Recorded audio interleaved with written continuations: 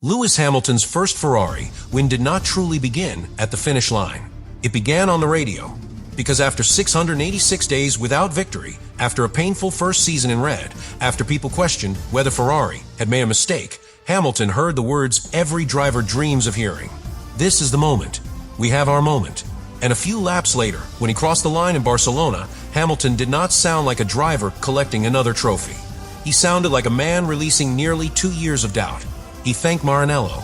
He thanked the people who helped him achieve a dream. He told the team he was proud of them.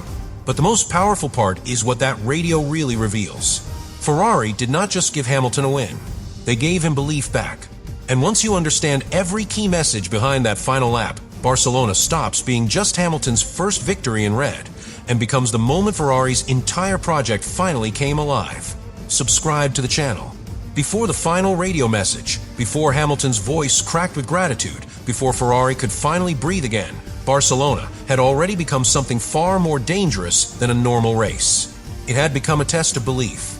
Not the easy kind of belief people talk about when everything is going well. The hard kind.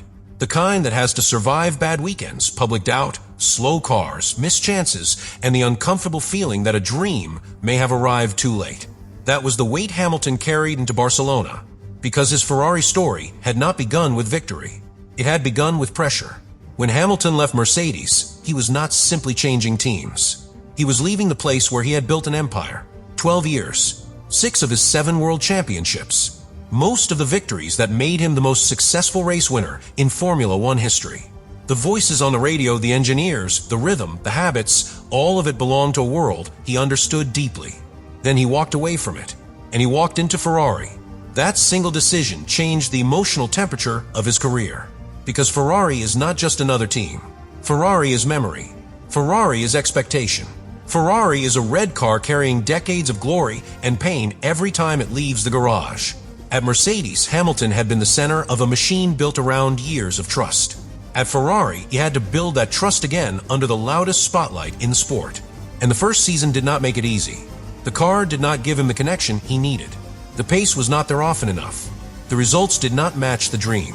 Instead of becoming an instant fairy tale, Hamilton's move became something much more uncomfortable. A question: had he made the right choice? Had Ferrari promised more than it could deliver? Had the greatest driver move in years come at the wrong time? Those questions did not stay outside the garage. They followed every session, every difficult qualifying, every race where the podium did not come, every radio message that sounded more frustrated than hopeful. And that is why the radio in Barcelona matters so much. Because when Hamilton finally thanked Maranello, he was not thanking them for one afternoon. He was thanking them for staying with him through the part of the story nobody wants to live through. The waiting, the doubting, the rebuilding. Hamilton later admitted that the Ferrari dream had almost felt unreachable. He said he almost lost hope. That line is the key to everything. Because champions do not usually speak that way unless the feeling was real. They are trained to sound strong. They are trained to look forward. They are trained to say the team is pushing. The work continues. The results will come. But almost lost hope is different. That is not a normal racing phrase. That is a human phrase. And it tells us that Barcelona was not just about Hamilton ending 686 days without a win. It was about a driver reaching the other side of a private battle and finally being able to say it was worth it. But before that final message could exist, Ferrari had to give him something it had not given him consistently enough before. A car he could trust. That was the first major shift. The 2026 car brought a new feeling. New regulations had changed Formula One. The power units were different. The aerodynamics were different. The way the cars behaved was different. And Ferrari's new machine seemed to give Hamilton a quality he had been missing. Feel. Not perfection. Feel. That matters because Hamilton is not only a driver of raw speed. He is a driver of sensitivity. He is at his best when the car tells him exactly where the limit is. When the rear begins to move and he can catch it. When the tires start to fade and he can adjust before the lap time collapses. When the car gives him information instead of surprises. Think of it like holding a glass near the edge of a table. If it suddenly falls, you can do nothing. But if you feel it sliding, even for a fraction of a second, you can react. You can catch it. You can save the moment before it becomes a mistake. That is what Hamilton needed from Ferrari. A car that warned him. A car that let him react. A car that allowed instinct to come back. In pre-season testing at Barcelona, the first sign appeared. Hamilton topped the timesheets on the final day, and more importantly, he sounded like a driver who felt the team finally moving in the right direction. He spoke about sensing the winning mentality inside Ferrari more strongly than at any point since joining. But testing is not proof. Testing can tease. Testing can mislead. Testing can make a team believe it has found something before the real races reveal the truth. Barcelona during the season would be different, because by the time the Grand Prix arrived, Ferrari was not facing a quiet field. It was facing Mercedes.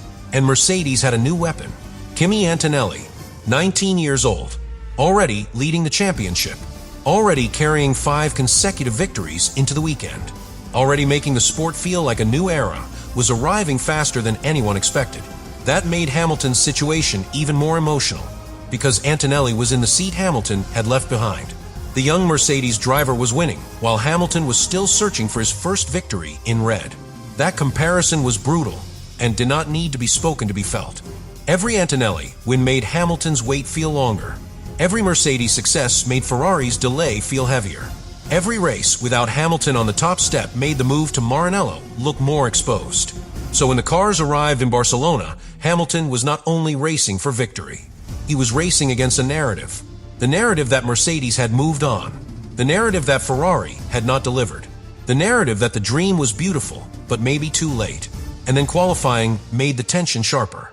George Russell put Mercedes on pole position. Hamilton qualified second. Antonelli qualified third. That front group told the whole story. Mercedes ahead. Ferrari chasing. The championship leader waiting behind. Hamilton was close enough to win, but not close enough to relax.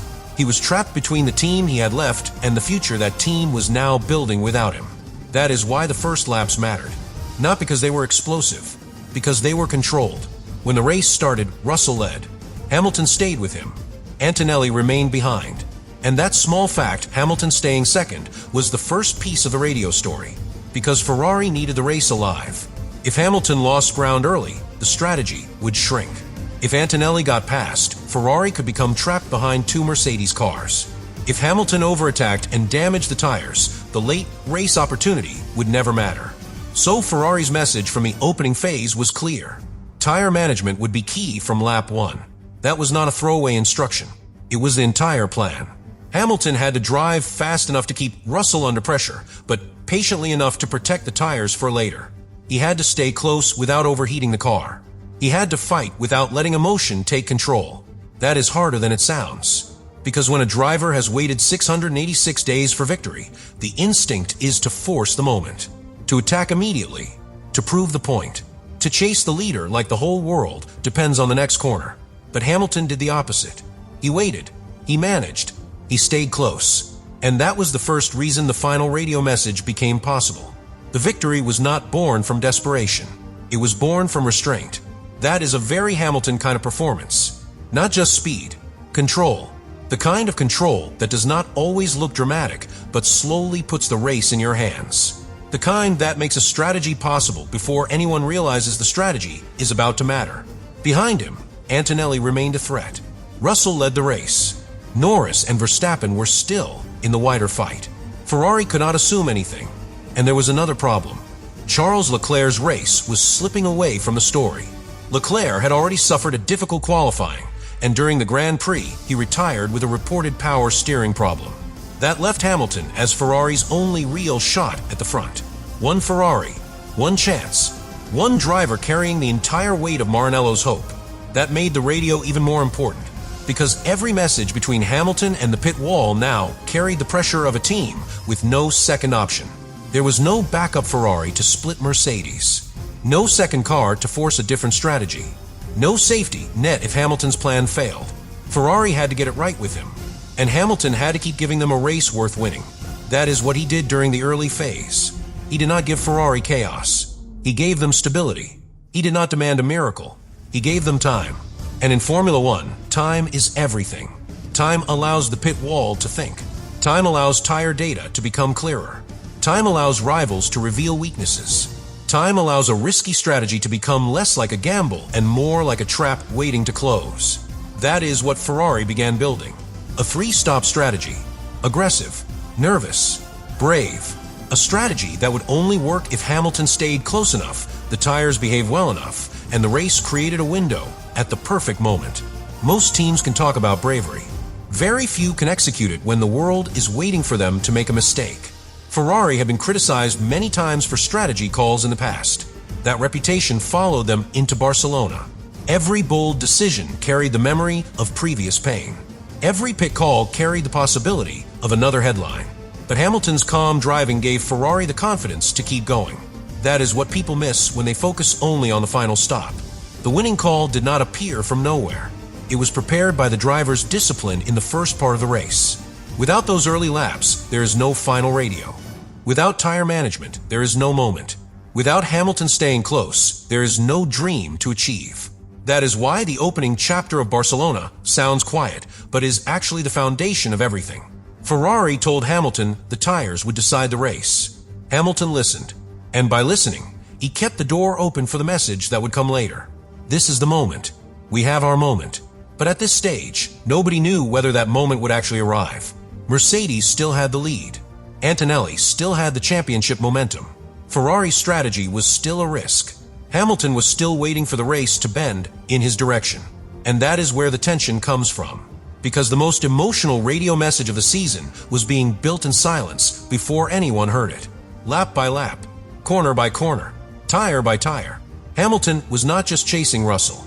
He was carrying nearly 2 years of doubt toward one possible opening without knowing whether Barcelona would give it to him. And that is where Block 1 truly ends. Not with the victory, not with the final radio, but with Hamilton sitting in the Ferrari, close enough to believe, patient enough to wait, and calm enough to keep the dream alive until the race finally cracked open. Then the race entered the phase where Ferrari had to stop waiting and start risking. Because Hamilton had done the hard, quiet work. He had kept the Ferrari close. He had managed the tires. He had stayed calm behind Russell. He had resisted the urge to turn the first half of the race into a desperate attack.